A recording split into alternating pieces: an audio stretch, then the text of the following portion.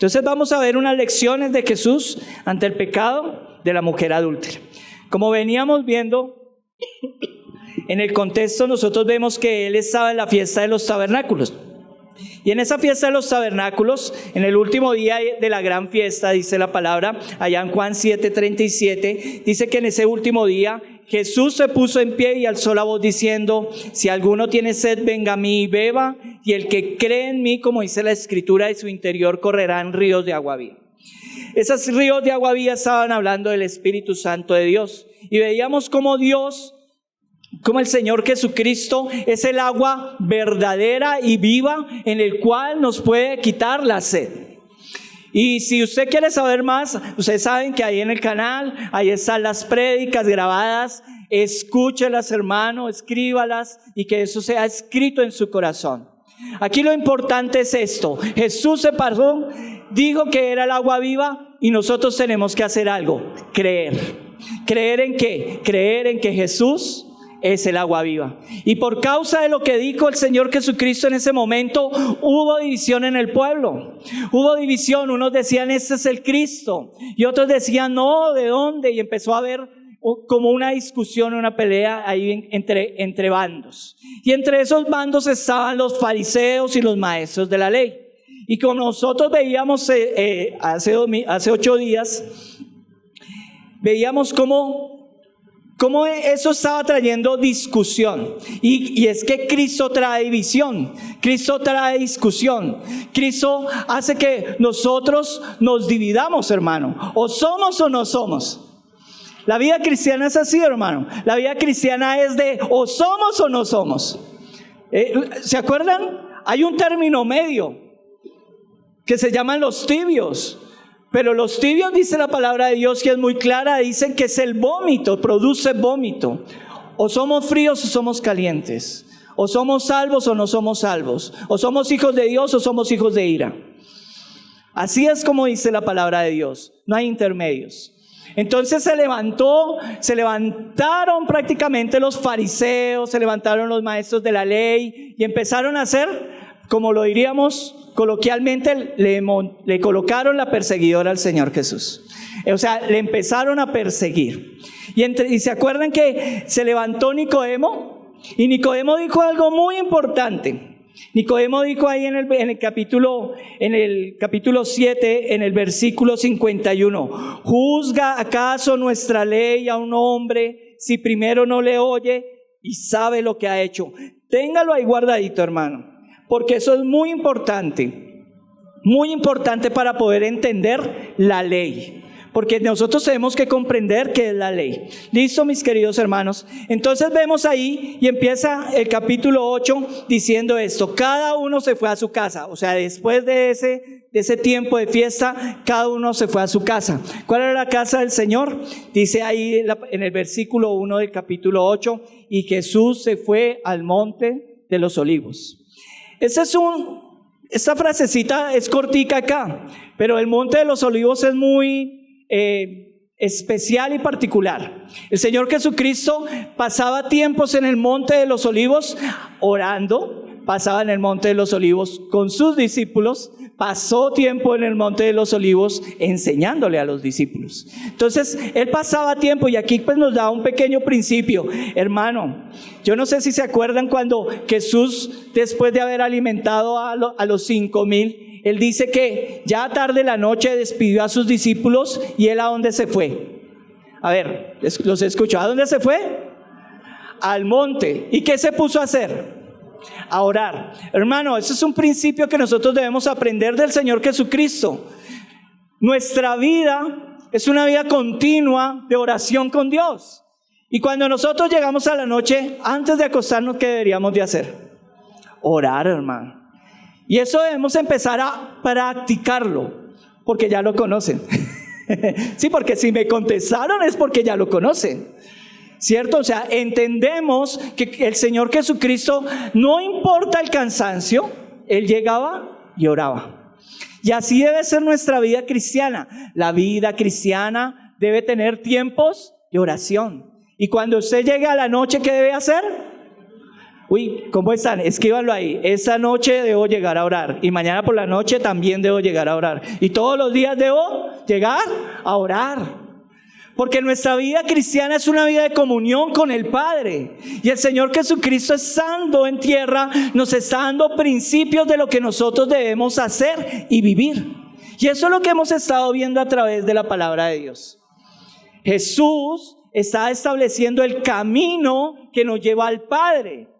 ¿Y cómo nos muestra ese camino? Es a través de Él, ¿cierto? O sea, Él es el ejemplo que nosotros debemos seguir. ¿Y su ejemplo cómo es? De oración. Entonces debemos aprender a orar, hermano. A los hombres les digo, queridos hermanos, hombres de Dios, que los veo acá, que son así todos fuertes, tienen que aprender a orar, hermanos. Porque ahí cuando estemos, así estemos cansados, hermano, llegar ahí ante su presencia y escucharle, o sea, descargar el corazón, decirle a Él, Señor, gracias. ¿Cuántas veces uno no llega y uno dice, Señor, de verdad, hermano, uno llega y, ay, Señor, gracias. Gracias por haberme ayudado el día de hoy. Después de un tiempo de, yo no sé si a usted le ha pasado, hermano, eso que cuando se levanta en la empresa o donde usted está trabajando y se levantan todos los problemas del mundo, hermano. Ay, Dios mío, yo no quisiera, ay, Señor, llévame contigo. Pero llega uno por las noches y uno lo que hace, no, mejor, Señor, llévame a tus atrios. Llévame a descansar en ti. Llévame a poner esa carga que tengo en mis hombros a tus pies, Señor. Y allí uno encuentra descanso, hermano. Allí es donde uno encuentra consuelo. Pero ¿sabe qué? Allí uno encuentra también, ¿qué? Dirección. ¿Por qué? Porque mire lo que dice el versículo 2. Y por la mañana volvió al templo y todo el pueblo vino a él. Y sentando él les enseñaba. O sea que él prácticamente se levantó nuevamente y dijo, no, vamos a seguir trabajando, hermano. ¿Cuál era el trabajo de nuestro Señor Jesucristo? En la casa del Padre. ¿Sí? No tengo a esa hora mi Padre y yo también trabajo. O sea, Él se levantó muy temprano de mañana, aunque se le hayan levantado los fariseos, aunque se le hayan levantado los maestros de la ley, aunque lo querían matar, Él se levantó a seguir haciendo el trabajo de Dios. ¿Y cuál era el trabajo de Dios? Ir a enseñar. Hermano, Jesucristo y la vida cristiana, hermano, y Jesucristo verdaderamente siempre nos está enseñando. Siempre, hermano. Toda nuestra vida continua va a ser una vida continua de enseñanza. Si usted está pasando aflicción, si usted está pasando un momento difícil, Dios se va a enseñar algo, hermano. Ay, me robaron, Dios le va a enseñar algo. Ay, me tocó ir de urgencia, Dios le va a enseñar algo allí. Ay, no, cualquier cosa. Mire, para los que, si han escuchado ese versículo, ¿no? Para los que aman a Dios, todas. Ahí uno debería subrayar ese todas, ¿no? Todas las cosas nos ayudan a bien. Pero ahí pues se resalta lo anterior, ¿no? Es para los que aman a Dios. Si usted no ama a Dios, hermano, le aseguro que no va a aprender nada. Pero si usted ama a Dios, todas las cosas le ayudan a bien, hermano. Todo, hermano. Porque Dios nos está enseñando. Y muchas veces en nuestra vida cristiana, en nuestro andar diario, Dios nos está formando, triturando, humillando, haciendo que esta carne se vuelva más, ¿sí o no? Más humilde.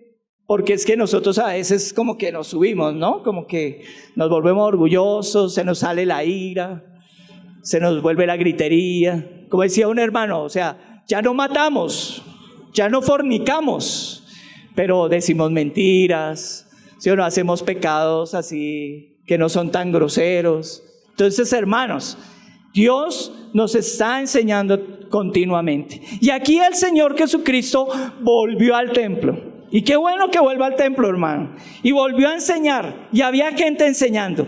Ay, pero los fariseos, hermano. Los fariseos, eso es sinónimo de personas envidiosas, religiosas. Ese personaje que se levanta y menosprecia todo lo de Cristo. menosprecia la iglesia, menosprecia la palabra de Dios, aunque ellos hablaban de la palabra de Dios. Ellos defendían era lo de ellos propios, lo propio, lo suyo, pero ellos no se humillaban. ¿Ustedes sabían que los fariseos eran orgullosos? Eran altivos, eran arrogantes. Ellos eran así. Y ellos chocaban con el Señor porque ellos no enseñaban verdaderamente la ley.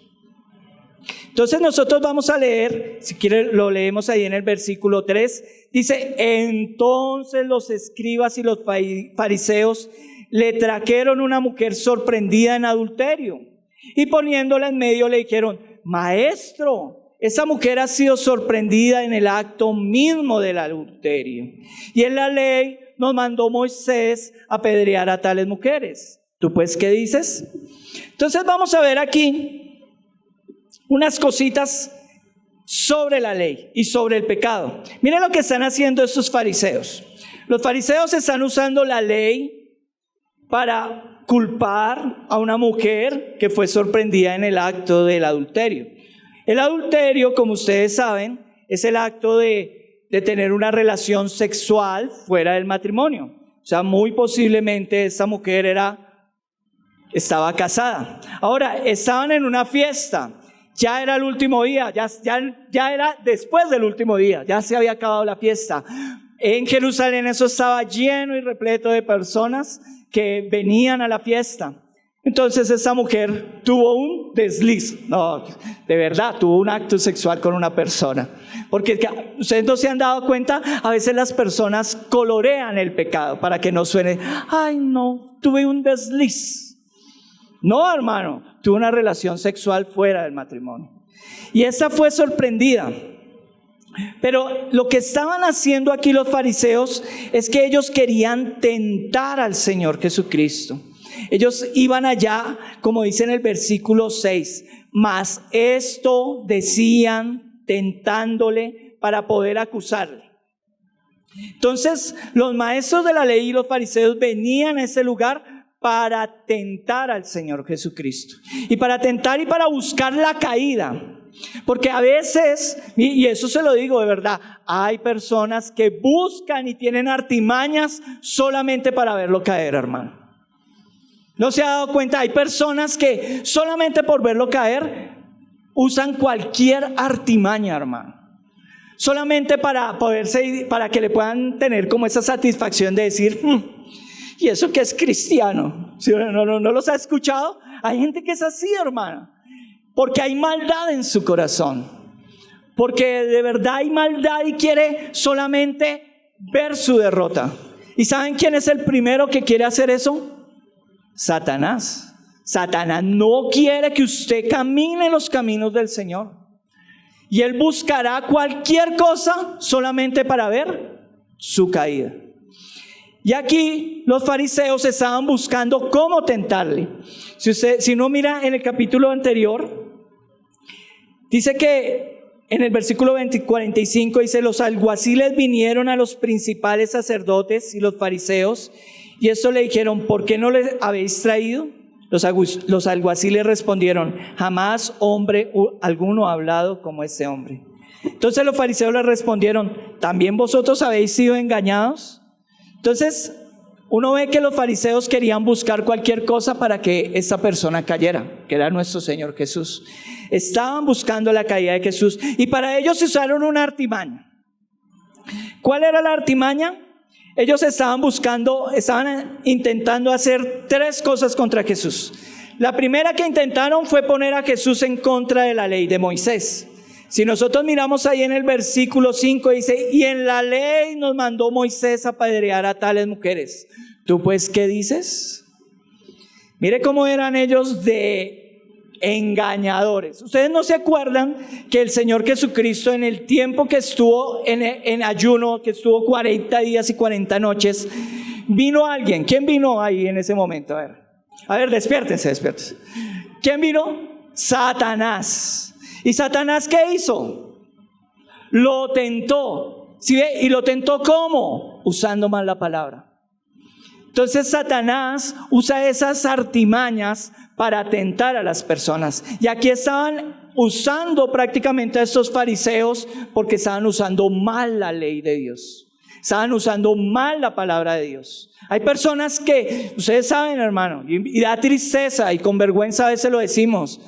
De verdad que hay personas que están usando la ley de Dios, la hermosa palabra de Dios, solamente para su propio beneficio.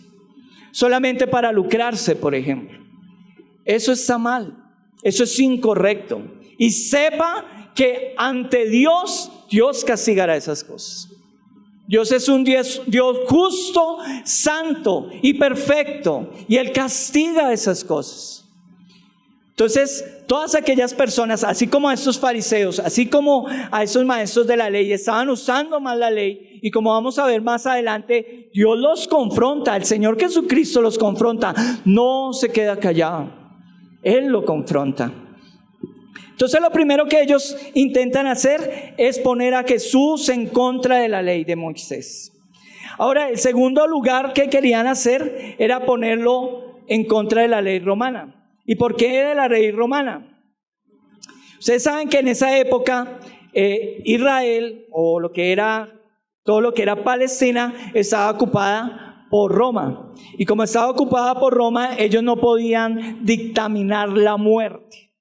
Entonces, si Jesús decía, sí, la ley de Moisés dice que lo apedreen, entonces, ¿qué es lo que va a hacer? La apedreaban. Pero entonces ellos decían, no, lo mandó Jesús. Y como lo mandó Jesús, lo iban a echar entre los romanos. Eso era lo que ellos estaban buscando. Querían como colocarlo entre la espada y la pared, hermano. En donde uno tiene que tomar decisiones. Él tenía que tomar decisiones. Y vaya respuesta la que dio el Señor. Entonces, vemos cuáles son las propuestas que estaban haciendo prácticamente los fariseos. Y la tercera es que los quería poner en contra prácticamente del pueblo. El doctor Carson dice, corrobora esta interpretación cuando dice que si Jesús rechazara la ley de Moisés, su credibilidad quedaría instantáneamente socavada. Sería considerado una persona sin ley y tal vez acusado de delitos graves ante el tribunal. Si hubiera guardado la ley de Moisés, no solo habría estado apoyando una actitud ampliamente impopular, sino también algo que probablemente no se aplicaba en la vida pública, y peor aún, que habría sido difícil de reconciliar con su reconocida compasión por los subyugados y desacreditados, y su rapidez para perdonar y restaurar. Si en nombre de Moisés Jesús hubiera pronunciado la sentencia de muerte contra esta mujer y ella de hecho hubiera sido ejecutada, habría infringido los derechos exclusivos del gobernador romano, quien en ese periodo era el único que tenía la autoridad para imponer sentencias de muerte. Entonces, estos fariseos lo único que querían era tentar al Señor Jesucristo, pero estaban haciendo algo que era en contra de la ley. Y eso es lo que vamos a ver, hermano. Mire que la ley tiene un propósito. La ley tiene algo que muestra en nuestras vidas lo que es pecado. O sea, la ley es la que nos dice que es malo pecar. La ley es la que nos dice que eso no está bien. Y Dios puso la ley, y la ley en sí es santa. La ley en sí es la que nos lleva a Cristo. Si nosotros miramos aquí en el versículo, en Gálatas 3:19, mire lo que dice Gálatas 3:19, dice, entonces ¿para qué sirve la ley? Pues fue añadida por causa de las transgresiones, hasta que viniera la simiente a quien fue hecha la promesa. A mí me parece interesante esto. Ellos están usando la ley y ahí estaba el de la simiente, el Señor Jesucristo. Aquí vamos a ver cómo se confronta la ley y la gracia. Acá vamos a ver que la ley acusó a esa persona que cometió mal, a esa persona que hizo lo incorrecto, pero que cayó ante los pies. Pero también vamos a ver la gracia de nuestro Señor Jesucristo. Aquí vamos a ver que la ley nos dice, eres condenado de muerte. Pero aquí vamos a ver a nuestro Señor Jesucristo diciendo, pero yo tengo de ti misericordia. Hermanos, yo no sé cuántos aquí están viniendo hoy con un gran peso en su espalda por causa del pecado, por causa de la muerte que ha traído el pecado, porque el pecado produce algo, muerte. El pecado produce angustia. El pecado enferma. El pecado hace que uno se aleje de Dios. El pecado enferma, hermano. Yo todavía no he hablado de la mujer. Yo solamente estaba hablando de lo que está pasando con estos fariseos. Ellos usaron mal la ley. ¿Y por qué usaron mal la ley? Por favor, abran la palabra en Levítico 20:10. Vamos, abran la palabra en Levítico 20:10.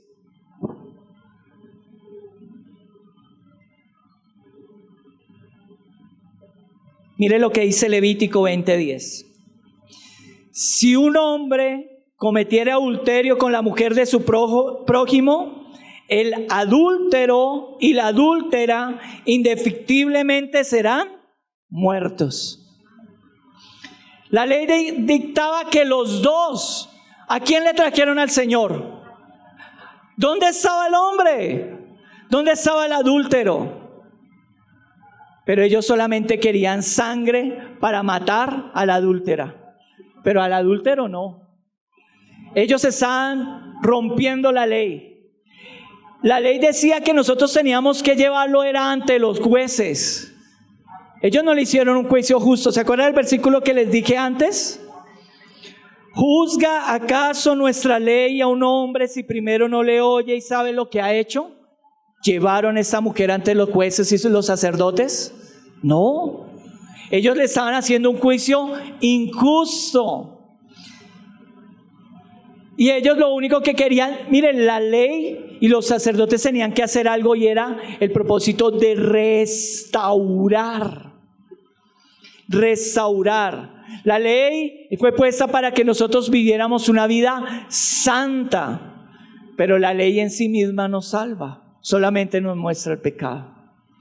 Y por eso digo que acá se muestra también la gracia. ¿Por qué? Porque Cristo sí nos puede salvar. Cristo sí nos puede libertar de la ley del pecado.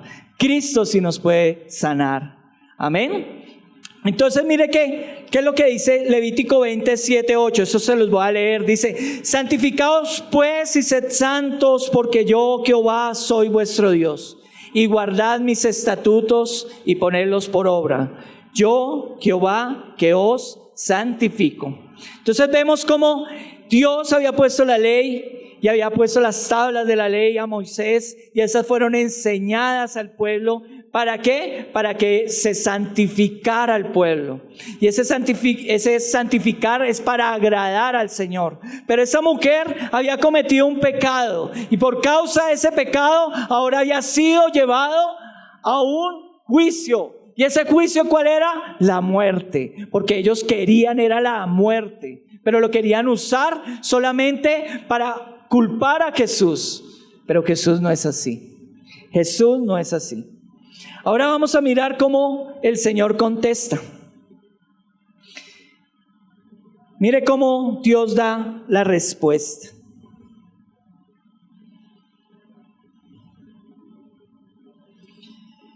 Dice ahí en el versículo 7: y como insistieran en preguntarle, se enderezó y les dijo: el que de vosotros esté sin pecado sea el primero en arrojar la piedra contra ella. E inclinándose de nuevo hacia el suelo, siguió escribiendo en tierra. Mire, el Señor Jesucristo estaba ahí, estaba enseñando. Recuerde que había muchas personas ahí, y ahí llegaron los fariseos. Y Él les da una respuesta: el que vosotros esté sin pecado. Mire, hermano, el Señor de verdad tenía sabiduría para contestar. Muchas veces fueron los fariseos a tentarle, y en cada una de ellas vemos cómo Dios responde sabiamente. Ellos dijeron: bueno, yo vengo con la ley a acusarle. El Señor les contestó nuevamente con la ley. Si nosotros leemos lo que dice Deuteronomio 17:7, lea Deuteronomio 17:7, dice: la mano de los testigos caerá primero sobre él para matarlo, y después la mano de todo el pueblo. Así quitará el mal de en medio de ti. Hermanos, al decirle: el que esté libre de pecado, tire la primera piedra, le está diciendo: bueno, Tire la primera piedra aquel que fue testigo de esto.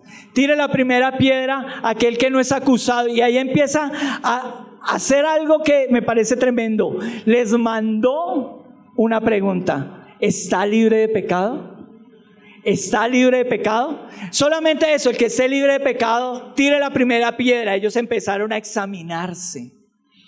Ahora Dios nos ha dado lo segundo para tratar el pecado. La primera fue la ley, porque la ley es la que nos muestra el pecado, pero Dios nos dejó algo que se llama la conciencia. Toda persona, sea cristiana o no cristiana, todo hombre, mujer, joven, niño que esté acá, todo adulto, toda persona que esté escuchando, Dios nos dejó la conciencia. Somos conscientes de que si es bueno o es malo. Somos conscientes de que lo que estamos haciendo está bien o está mal. Pero por causa del pecado la conciencia se va cauterizando, se va adormeciendo. Muchos hemos hecho cosas malas. Yo no sé cuántos se acuerdan cuando niños, la primera vez que se robó algo, hermano. Yo sé que todos, yo estoy aquí parado y todos se han robado algo cuando chicos. Cuando niños usted se robó algo. Y usted sacó, así sea monedas, dulces, una papa chorreada de la mamá. Usted se robó algo, pero usted en su conciencia sabía que estaba haciendo algo malo. Y que si su mamá o su papá lo pillaba, ¿qué le iba a hacer? Le pegaba. Si ve, somos conscientes. Y el Señor Jesucristo lo que hizo fue poner eso. Les dijo: el que esté libre de pecado, tire la primera piedra. Y todos empezaron a examinarse. Todos empezaron a mirar su corazón. Todos empezaron a mirar su historia. ¿Y qué fue lo que empezaron a hacer? Dice acá: pero ellos, al oír esto, acusados por su conciencia, salían uno a uno, comenzando desde los más viejos hasta los postreros. Su conciencia los condenó. Su conciencia les hizo saber que si ellos lanzaban la piedra eran testigos falsos. Y que si lanzaban la piedra y sabían que eran testigos falsos, tenían que también morir. Un testigo falso también tenía que ser juzgado. Y ellos empezaron a votar. Muy posiblemente ellos también habían adulterado en su corazón. ¿Se acuerdan lo que decía el Señor Jesucristo en el monte con respecto a esto? Oíste que fue dicho: no cometerás adulterio. Pero yo os digo que cualquiera que mira a una mujer para codiciarla, ya adulteró con ella en su corazón. Ellos eran conscientes de que ese pecado estaba también en sus vidas, y por eso dejaron las piedras a un lado. Era consciente, hermano, de que ellos también habían hecho mal. No sé si ustedes y nosotros, somos conscientes de nuestra vida. Usted está consciente que algún día va a estar delante del Señor. Y la palabra dice que Él va a juzgar todas las cosas, buenas y malas, que usted y yo hayamos hecho. Ahora, ¿usted es consciente, hermano, de todo lo que estamos cantando? Hermano, yo sé que somos pecadores. Todos somos pecadores. Pero el problema está en esto. ¿Qué va a hacer usted con el pecado? ¿Va a renunciar a eso que lo está matando? ¿O va a seguir consintiéndolo hasta que se muera? Usted sabe que está haciendo algo malo, joven. Joven que está ahí. ¿Cuántas veces Dios le ha hablado y le ha dicho que deje eso? Pero usted lo consiente, usted lo alimenta. Renuncia a eso. ¿No ve que lo está matando, hermano? Lo está matando ese pecado. El pecado produce muerte, pero Cristo da vida. Busca a Cristo. busca a Jesús. Esa mujer estaba ahí, la trajeron a rastras, la pusieron al frente de él. Pero en ese momento esa mujer miserable que sabía la muerte, encontró la gracia, encontró la misericordia, encontró el perdón. Jesús lo trajo ante sus pies, la trajeron ahí. Jesús lo que hizo fue darle salvación, fue darle vida, darle una oportunidad, hermano. ¿Cuántas veces usted ha escuchado la palabra de Dios aquí, hermano? Y Dios le ha dicho, ven ante mí, yo te limpio, yo te santifico, yo te purifico, yo te quito ese pecado. Pero nos hemos quedado todavía como espectadores atrás. Hermano, aquí venía ellos para acusarle, pero sus propias conciencias lo acusaban era a ellos. Ellos venían a traerle muerte, pero el Señor Jesucristo les cambió. La ley produce eso. La ley, cuando nosotros entendemos que somos pecadores, que hemos hecho lo malo y que nuestro único juicio era el fuego eterno, pudimos entender que estando así miserable, estábamos miserables delante de Él. Pero Él no nos vio en su miserableza. Él no nos vio así. La ley nos condena, hermano, y el pecado debe ser condenado. El pecado debe ser juzgado. No podemos caer como de pronto usan mal la palabra también en Mateo, donde dice, no juzguéis para que no seáis juzgados. Porque con el juicio con que juzgáis seréis juzgados, y con la medida con que medís serás medido. ¿Y por qué mira la paja que está en el ojo de tu hermano y no echas de ver la viga que está en tu propio ojo? ¿O cómo dirá tu hermano, déjame sacar la paja de tu ojo y aquí la viga en el ojo tuyo? Hipócrita, saca primero la viga de tu propio ojo y entonces verás bien para sacar la paja del ojo de tu hermano. Ellos venían verdaderamente así. Ellos eran hipócritas. Porque venían a decirle al Señor Jesús, ella es una adúltera, pero ellos eran más adúlteros. Eso es lo que está juzgando el Señor. No es que no juzguemos el pecado. El problema es que nosotros andemos hipócritamente, que andemos haciendo lo incorrecto y juzgando al otro. Uy, mire el otro cómo hace, y usted se comporta igual, hermano. La palabra de Dios habla muy claro sobre esas personas.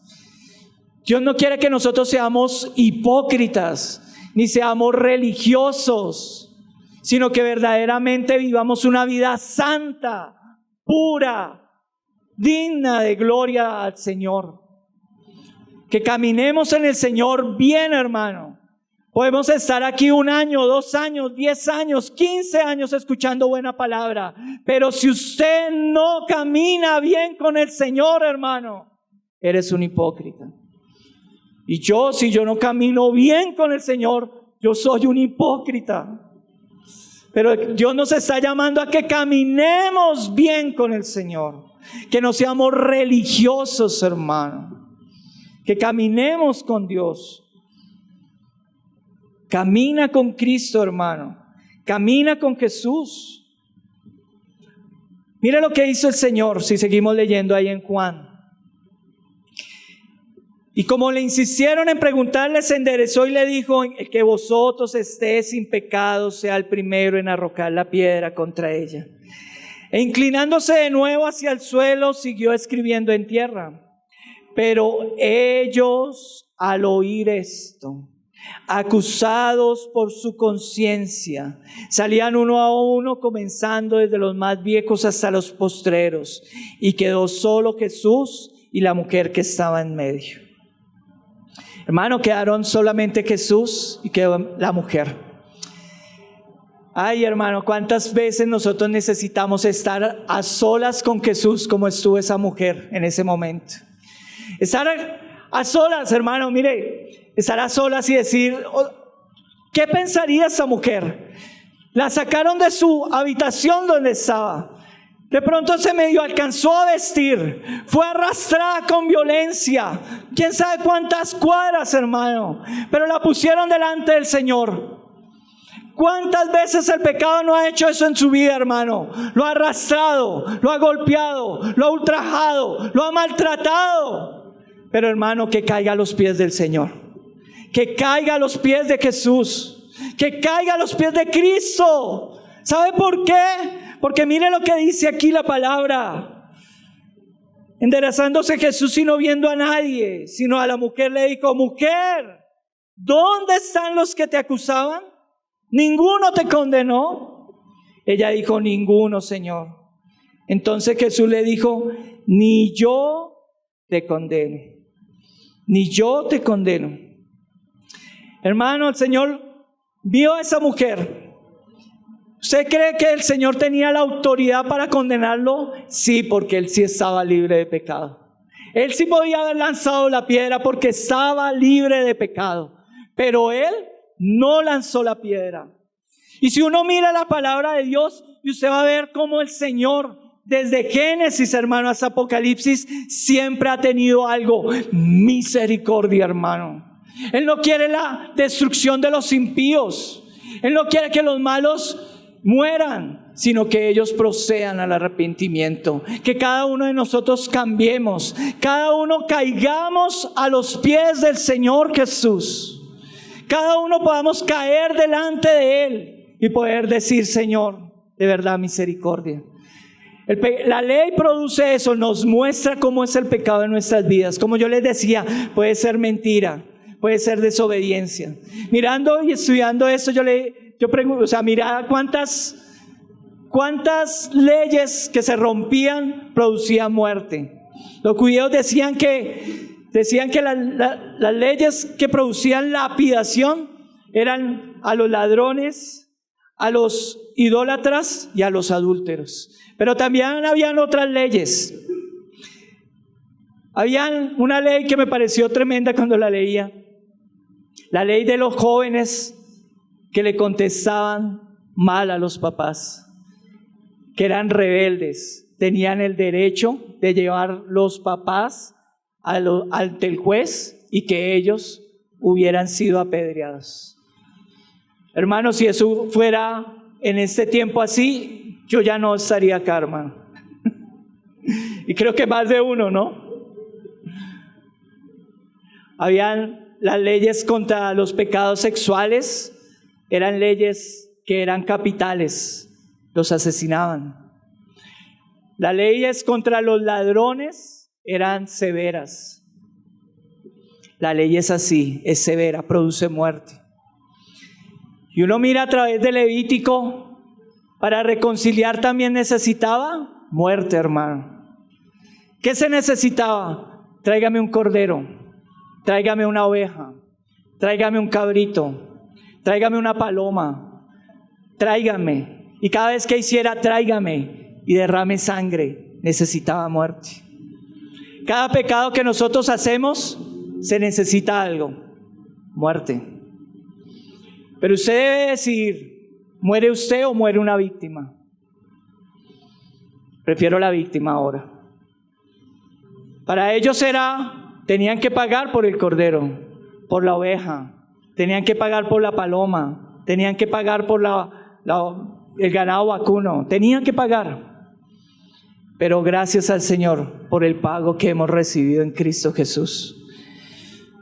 Hermano, si vemos aquí el Señor cómo trató el pecado, misericordia, hermano, misericordia.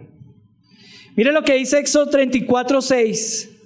Éxodo 34:6.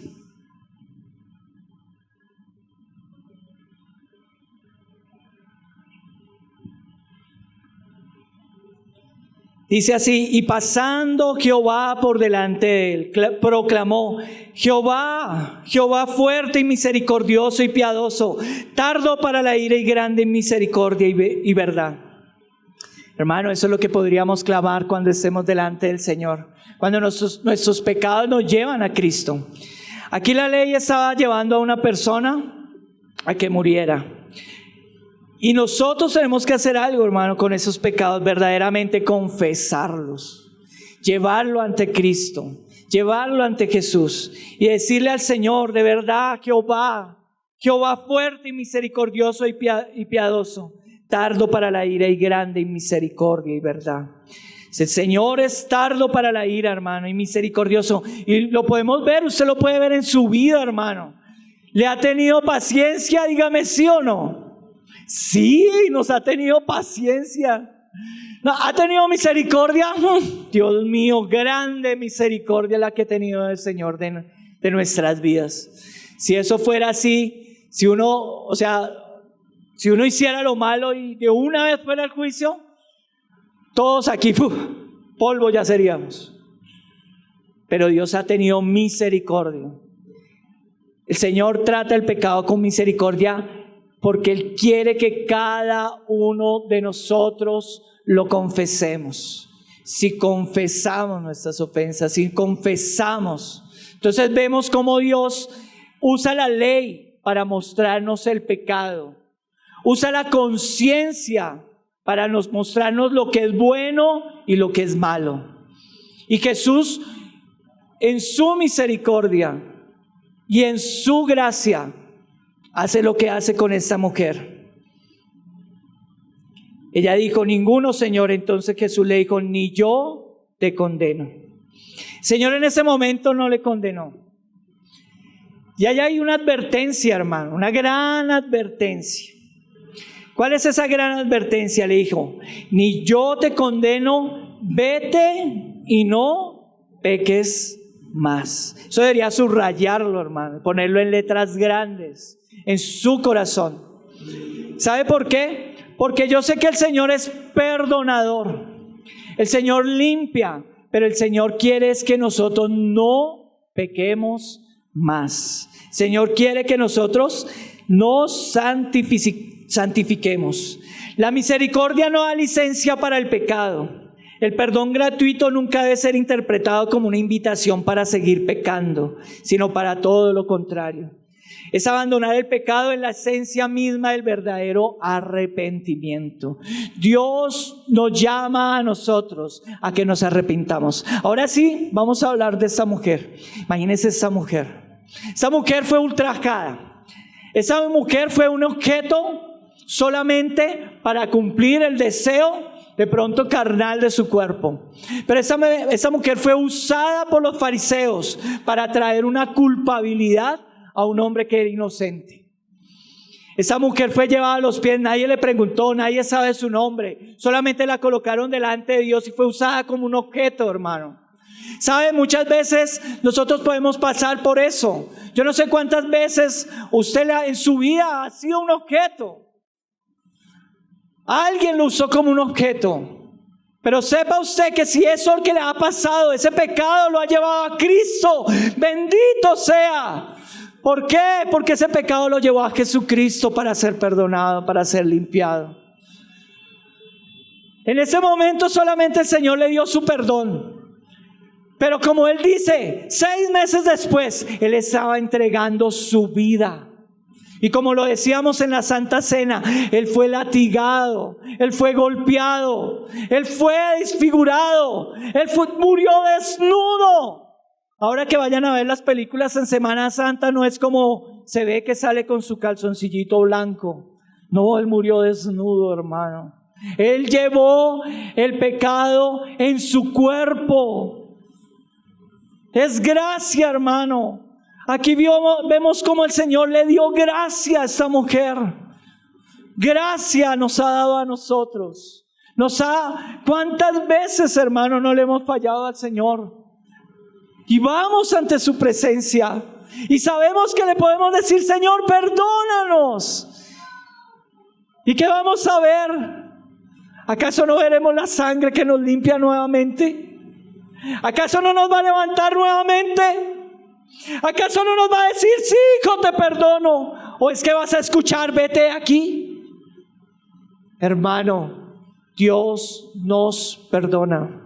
Dios perdona nuestras vidas. Pero nosotros tenemos que hacer algo, hermano. ¿Sí ves lo que dijo la mujer? No, Señor. Ay, hermano, ella reconoció esa palabra, Señor, es Kyrios. Él le dijo, Señor, o sea, ella entendió que Él era el Señor. No hay otro lugar donde usted pueda limpiar su pecado. Con la ley no lo va a limpiar. Ni haciendo y cumpliendo todos los mandamientos de la ley lo va a poder hacer. Usted es la única forma en donde usted va a poder limpiar su vida, su cuerpo, su alma, su mente, su ser. El único que va a poder limpiar su matrimonio, el único que va a poder ayudar a sus hijos, el único que lo va a ayudar con su carácter, el único que lo va a librar del pecado de la pornografía, del adulterio, del robo, el único es Jesucristo. Y es cuando usted se ponga de rodillas como esta mujer y le diga: Señor, ya sé que usted no escuche las palabras ni yo te perdono, no se pare de esas rodillas. Dígale: Señor, perdóname. El único que lo va a sacar de ese alcohol es el Señor. Es allí, hermano. Porque si usted no lo hace, llegará un momento que va a estar delante del Señor, como dice su palabra. Se doblará toda rodilla y toda lengua confesará su nombre. Y ahí Él se parará y dirá: benditos los hijos de mi Padre. Pero los que no, le va a decir: apartados de mí, hacedores de maldad. Es allí, hermano. Hoy está la misericordia del Señor.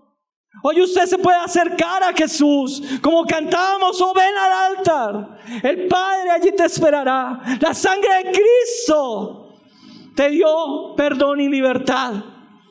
Es allí, hermano. Oh, glorioso intercambio. Las piedras que yo debería haber recibido, las recibiste tú, oh Señor. Las cachetadas que yo debería haber recibido, las recibiste tú, Señor. Los latigazos que yo debería haber recibido, los recibiste tú, Señor. La sangre preciosa que yo debería haber derramado de mi vida, la recibiste tú, Señor. Por eso es preciosa tu sangre. Es allí, hermano. Vuélvase al Señor. Usted que ha estado escuchando la palabra durante tanto tiempo, vuélvase a Cristo. ¿Qué espera, hermano? ¿Qué espera? Vuélvase al Señor. Deja la dureza de tu corazón. Yo sé que el Señor ha estado hablando, mi querido hermano. Yo sé que el Señor quiere limpiar nuestras vidas. Yo quiero que el Señor quiere santificar nuestro corazón. Mire que la palabra, yo leía en Hebreos, les leo unos versículos.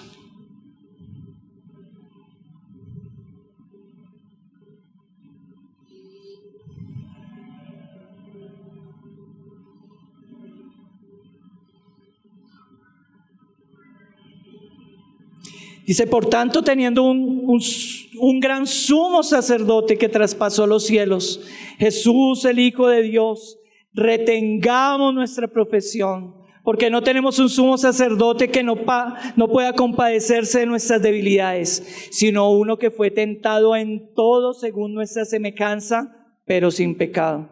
Acerquémonos pues confiadamente al trono de la gracia para alcanzar misericordia y hallar gracia para el oportuno socorro. Tenemos un gran sumo sacerdote. Esa mujer arrastrada, ultrajada, esa mujer que no sabemos el nombre, solamente sabemos que fue la adúltera. Fue la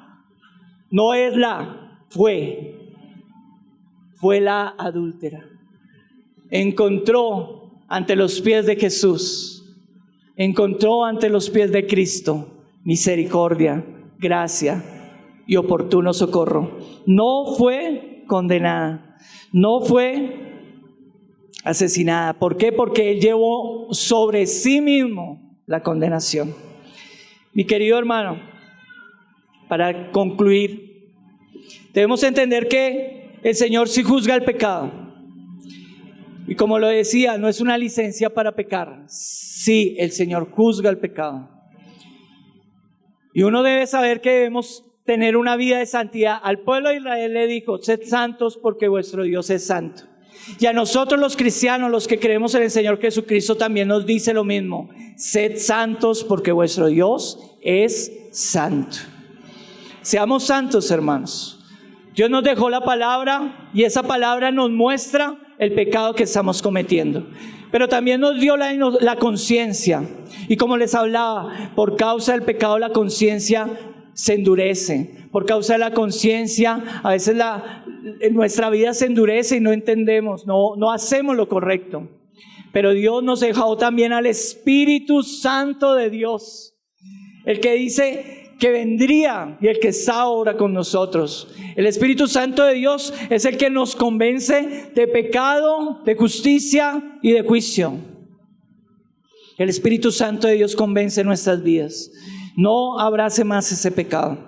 Yo sé que el Señor le ha estado hablando, yo sé que Dios le ha estado mostrando, no abrace más ese pecado, porque ese pecado producirá en usted muerte. Y Dios ha sido misericordioso.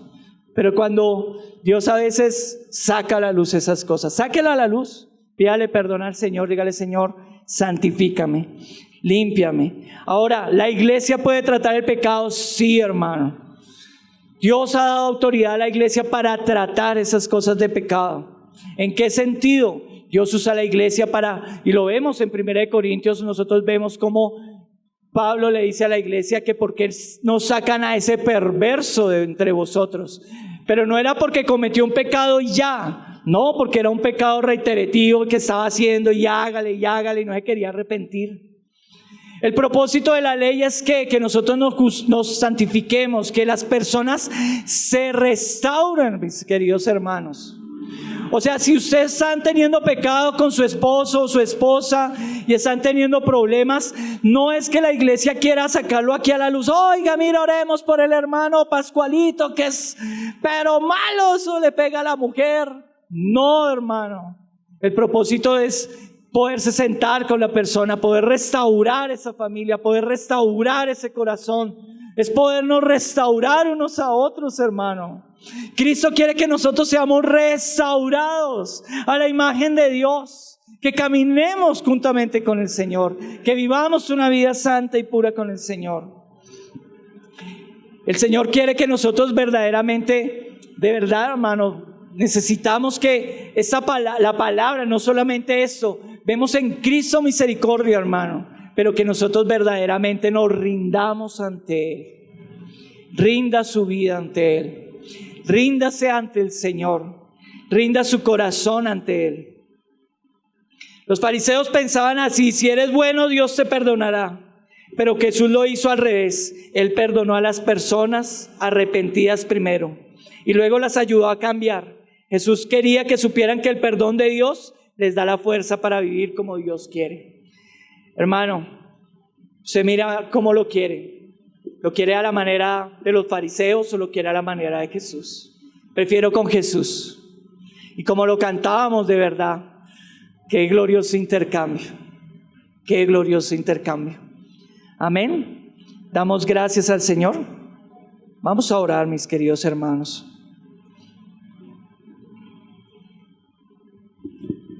Padre, te damos gracias, Señor. Amado Padre, muchas gracias, Señor, primeramente por tu bondad, Señor. Yo quiero darte gracias, Señor, porque has sido bueno para con nosotros. Tu palabra dice, Señor, que en todo tiempo, Dios, tú eres bueno, Señor. Tú eres bueno, Señor. Gracias por tu misericordia y tu fidelidad. Oro, Señor, para que tu palabra, Dios, nos muestre, Señor, cada día más de ti, Señor.